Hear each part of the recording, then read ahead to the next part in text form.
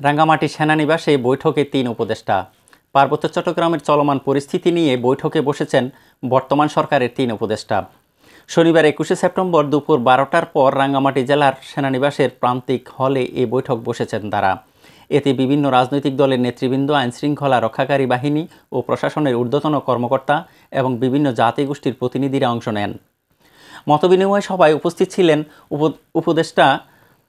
স্বরাষ্ট্র উপদেষ্টা অবসরপ্রাপ্ত লেফটেন্যান্ট জেনারেল মোহাম্মদ জাহাঙ্গীর আলম চৌধুরী, পার্বত্য চট্টগ্রাম বিষয়ক মন্ত্রণালয়ের দায়িত্বে নিয়োজিত উপদেষ্টা সাবেক রাষ্ট্রদূত অবসরপ্রাপ্ত সুদীপ চাকমা, স্থানীয় সরকার পল্লী উন্নয়ন ও সমবায় মন্ত্রণালয়ের উপদেষ্টা এএফ হাসান আরিফ। বর্তমানে সেনানিবাসের প্রান্তিক হলে স্থানীয়দের সঙ্গে উদ্ভূত পরিস্থিতি পর্যবেক্ষণ ও মতবিনিময় করছেন। এতে উপস্থিত ছিলেন বিভিন্ন জাতিগোষ্ঠী ও সংগঠনের নেতাকর্মীরা। বর্তমানে ১৪৪ ধারা জারি থাকায় রাঙ্গামাটির পরিস্থিতি শান্ত রয়েছে। এর আগে দুপুর ১২টার দিকে হেলিকপ্টারে বিজিবি হেডকোয়ার্টার পৌঁছান স্বরাষ্ট্র উপদেষ্টা লেফটেন্যান্ট জেনারেল জাহাঙ্গীর আলম চৌধুরী সহ ৩ উপদেষ্টা। পার্বত্য জেলা রাঙ্গামাটিতে শুক্রবার সংঘর্ষের পর ওই দিন রাত থেকেই সেনাবাহিনী, বিজিবি এবং পুলিশের সম্মিলিত টহল বাড়ানো হয়েছে।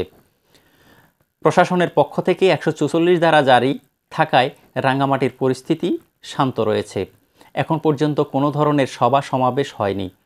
অনির্দিষ্টকালের পরিবহন ধর্মঘট ডাকায় মূল সড়কে গাড়ি নেই, তবে অভ্যন্তরীণ সড়কগুলোতে ব্যক্তিগত গাড়ি চলাচল করছে। এদিকে ৩ পার্বত্য জেলা খাগড়াছড়ি, রাঙ্গামাটি ও বান্দরবানে আজ শনিবার সকাল ৬টা থেকে সিএসটি ব্লকেড নামের সড়ক ও নৌপথ অবরোধ চলছে। ৭২ ঘন্টার এই অবরোধের শুরুতেই ৩ জেলায় দূরপাল্লার কোনো যানবাহন চলছে না। এতে ভোগান্তিতে পড়েছেন সাধারণ মানুষ।